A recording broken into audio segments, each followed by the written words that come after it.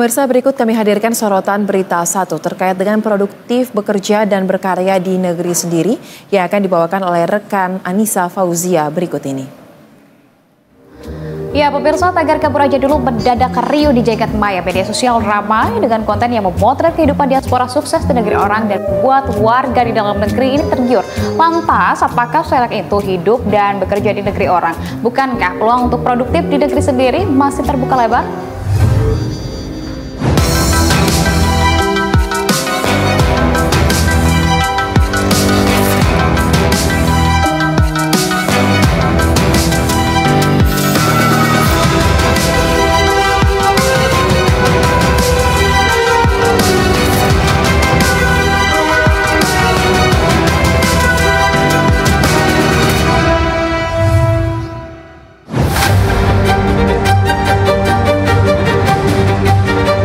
Media sosial kembali riuh dan ramai dengan hashtag alias tagar yang bikin gempar. Tagar kabur aja dulu mendadak ramai diperbincangkan oleh mereka yang gelisah akan berbagai kondisi yang terjadi belakangan ini. Dalam hitungan hari, tagar ini kian ramai dan menjadi topik pembahasan bahkan sampai ke telinga para pemangku jabatan di negeri ini. Ya, fenomena kabur aja dulu memicu berbagai reaksi di ruang publik. Di antaranya warga Jakarta yang menilai fenomena ini sebagai reaksi atas sulitnya peluang kerja di negeri ini.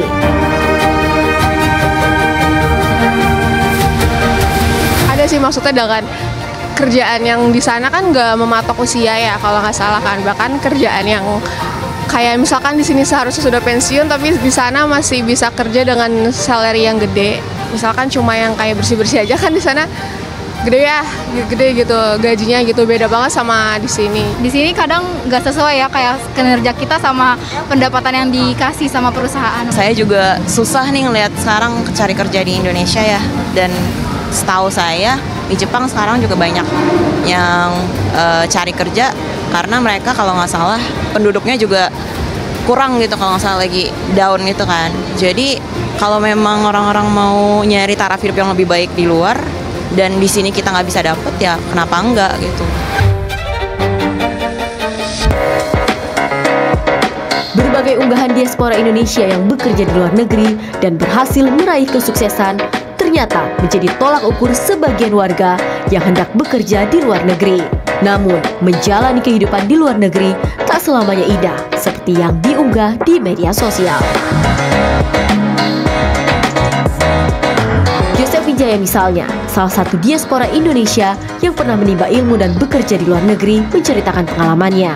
Ia pun tak menampik jika hidup di negeri orang tak selamanya indah seperti yang diunggah. Namun hidup di luar negeri juga lebih berat dari yang kita terlihat, Kak. Adaptasi dengan budaya baru, menghadapi kesulitan administratif seperti visa dan pajak, serta harus membangun semuanya dari nol tanpa dukungan keluarga adalah tantangan yang nyata, Kak. Yang paling berat adalah rasa kesepian dan rindu rumah. Jauh dari keluarga dan budaya sendiri membuat kita tuh sadar bahwa ada banyak hal berharga yang sering kita anggap remeh di Indonesia. Jadi keputusan untuk kabur aja dulu sebaiknya bukan hanya sekedar ikut tren, tapi benar-benar dipikirkan dengan matang. Jika tujuannya adalah mencari ilmu dan pengalaman baru, maka itu bisa menjadi langkah yang baik. Tapi jika berharap bahwa hidup di luar negeri ini akan otomatis lebih mudah dan nyaman, maka realitasnya akan jauh sangat berbeda, Kak. Kemampuan bahasa menjadi modal dasar agar bisa bertahan di negeri orang. Pasalnya, bahasa menjadi faktor penting dalam komunikasi dengan warga lokal.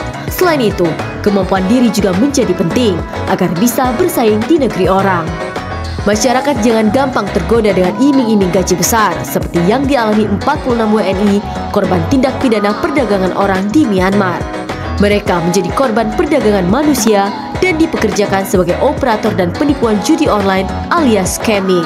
Bahkan salah satu korban adalah mantan anggota DPRD Indramayu. Selama 1,5 tahun, mereka dipaksa bekerja dalam ancaman dan penyekapan. Beruntung, ke-46 WNI ini berhasil dipulangkan ke tanah air yang difasilitasi pemerintah lewat Kementerian Luar Negeri, Kementerian P2MI, Bareskrim Polri, Kementerian Sosial, dan sejumlah lembaga terkait lainnya.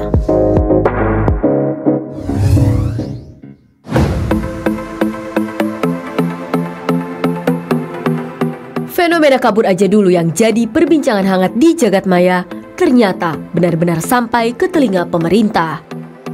Pemerintah pun memaklumi fenomena ini sebagai kegelisahan sekaligus aspirasi masyarakat. Kementerian Pelindungan Pekerja Migran Indonesia bahkan mengajak masyarakat untuk menanggapi ajakan ini secara positif dengan meluncurkan tagar "Pergi Migran, Pulang Juragan". Meski begitu, Kementerian P2MI mengingatkan pentingnya masyarakat memenuhi berbagai persyaratan agar bisa bekerja ke luar negeri sesuai dengan prosedur.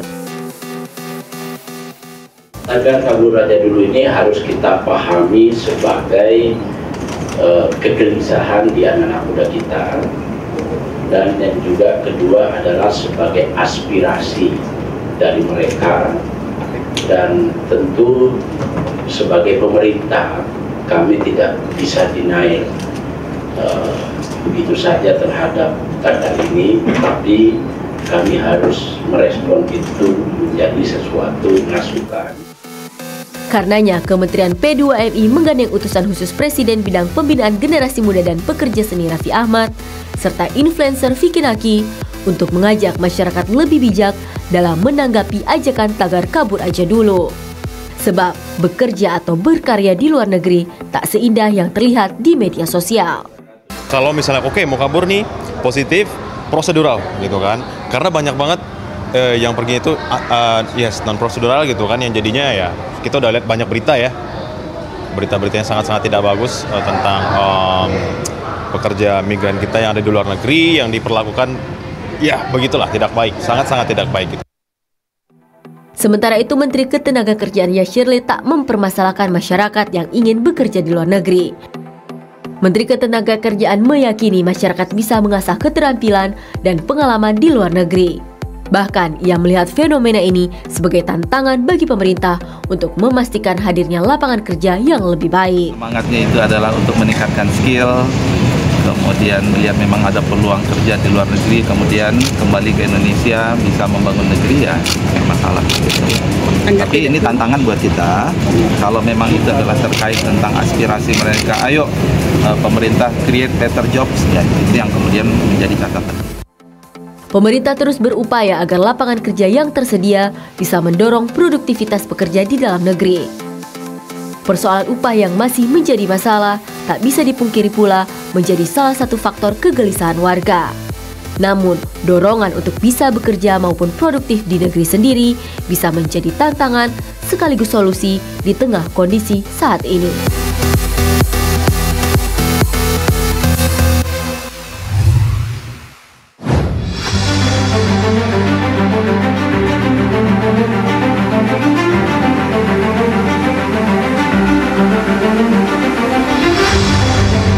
Bekerja maupun menetap di luar negeri tak selamanya indah seperti yang diunggah di media sosial. Banyak hal yang perlu dipertimbangkan dan dipersiapkan sebelum memilih bekerja di luar negeri. Menanggapi hal ini, Asosiasi UMKM Indonesia Akumindo menilai peluang untuk bekerja maupun berkembang di dalam negeri tak kalah dibandingkan di luar negeri. Peluang berusaha di sektor UMKM misalnya memiliki peluang dan potensi besar untuk dikembangkan di dalam negeri. Sekretaris Jenderal Akumindo Edi Misero menuturkan, fenomena kabur aja dulu bisa dimanfaatkan sebagai peluang belajar pengetahuan baru dari luar. Kemudian pengetahuan dan pengalaman yang didapatkan dibawa untuk dikembangkan dan dikreasikan di dalam negeri. Hal ini membuat masyarakat bisa lebih produktif di negeri sendiri. Berkreasilah, karena begitu banyak potensi yang bisa kita harapkan, begitu banyak sources yang bisa kita harapkan. Indonesia begitu indah, ya. Memang diberikan hamparan dari ujung Aceh sampai Papua itu luar biasa, ya. Dan potensial market kita, potensi untuk meminta jasa dan produk kita 280 juta, bukan main-main, kan gitu. Dan kalau kita bisa memanfaatkan itu dengan benar dari potensi lokal saja, kita sudah berhasil. Bagaimana kalau kita berorientasi menjual jasa dan produk kita untuk global, kan gitu, untuk internasional.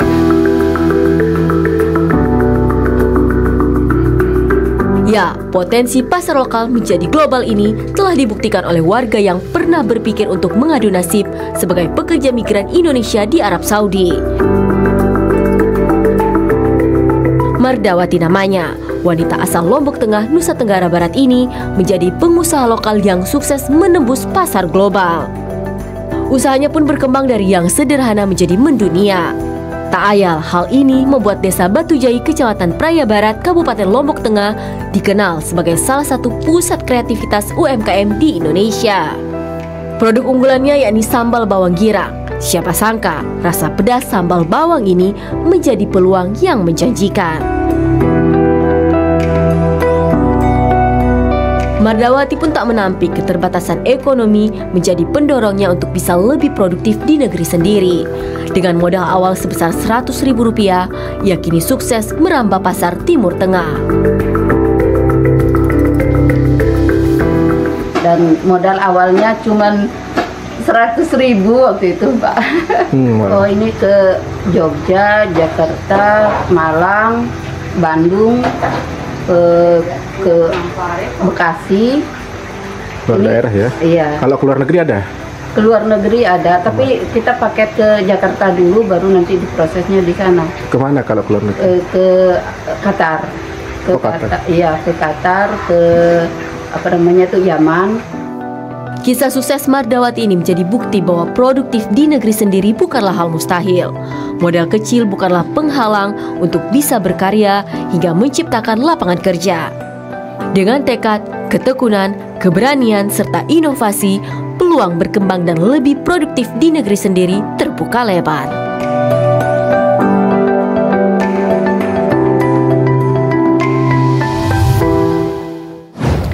Ya pemirsa, peluang untuk bisa produktif di dalam negeri sendiri ini masih terbuka lebar ketimbang berkarya di luar negeri. Masyarakat perlu bijak dalam menanggapi berbagai hal yang tersaji di media sosial, apalagi menyoal potret kehidupan di luar negeri yang tak selamanya indah. Karena dengan produktif di dalam negeri sendiri, kita bisa berkontribusi untuk membangun